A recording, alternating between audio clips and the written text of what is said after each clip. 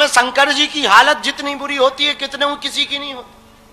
सावन में देखो तुम इतने भोले के भक्त निकलते, आहा देखो तुम कांवड़ यात्रा चल रही जगह जगह, बोल बम के नारे लग रहे, और देखो तुम कांवड़ में मजा गजबई है भैया, गजबई है।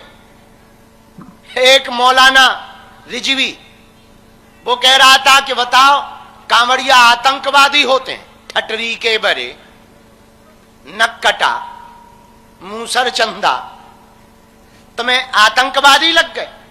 तुम्हारे 50 लोग ताजिया के जुलूस में इकट्ठा होते हैं और पत्थर मार देते हैं, हमारे 4 करोड़ कांवड़िया पैदल चले जाते, एक पत्थर नहीं मारते, और तुम्हें आतंकवादी नजर आ रहे नक्कटे।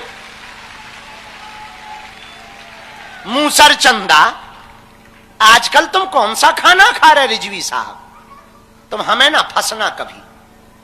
बताओ वो कह रहे कांवड़िया, अरे होंगे 2-4 लोग, उन्होंने कोई गड़बड़ कर दी होगी, हाँ कुछ ऐसे भी जाते हैं, पर वो कांवड़िया नहीं है जो पत्थर फेंके, वो कांवड़िया नहीं होंगे जिन्होंने बस पर पत्थर फेंके हो या बैन पर पत्थर फेंके हो या ट्रक को लूटा हो, वो कांवड़िया नहीं थे, वो काल नेमी थे। पर सब कांवड़िया एक जैसे नहीं होते रिजवी साहब, और सबको तुम आतंकवादी ना कहना, वरना इतना छीला जाएगा तुम्हें, इतना छीला जाएगा कि आगे से बयान देने के पहले तुम 100 बार सोचोगे। हाँ तो वो कह रहे कि बताओ कांवड़िया, अभी भोले बाबा का दिन चल रहे, गांव गांव में जो शंकर जी की हालत है वो तो बड़ी मजेदार है। कोई धतूरा चढ़ा रहा, कोई बेल पत्तों की पूरी डाली चढ़ा आया, कोई दूबा का खेत ही चढ़ा आया। अरे अद्भुत है भैया, भोले बाबा जितना संभाल लेते हैं कोई नहीं संभाल सकता। और हमारे गांव में तो जो बागेश्वर महादेव हैं, अभी कुछ दिनों से हमने दरवाजा लगाया, नहीं तो इनकी भी हालत खराब थी। हमारे गांव की माताएं शक्कर के दाने जब तक ऊपर चढ़ा ना दे तब तक उन्हें संतुष्टि नहीं होती थी कि पूजा हो गई। और शक्कर के दाने चढ़े, पूरे दिन जो चीटा लिप्ट बनते थे, आहा चीटियां, अरे पूछो मत। एक बड़ी चीटी जाती थी खानदान की अम्मा, अब वो शक्कर का दाना खा के नीचे उतर के बताती थी कोने मंदिर में जाके, चलोरी बाई हरो भंडारा शुरू हो गया। चलोरी जीजी चलो, दीदी चलो, जीजी चलो, भंडारा शुरू हो गया। तो बाकी बात करती थी कहां, बागेश्वर महादेव। फिर पूरे रिश्तेदारों की लेन, मौसी, मौसा, मामा, पूरा खानदान, छोटी छोटी चीटियां, वो छोटी छोटी बच्चियां, वो भी जा रही, और शंकर जी बने लिफ्ट।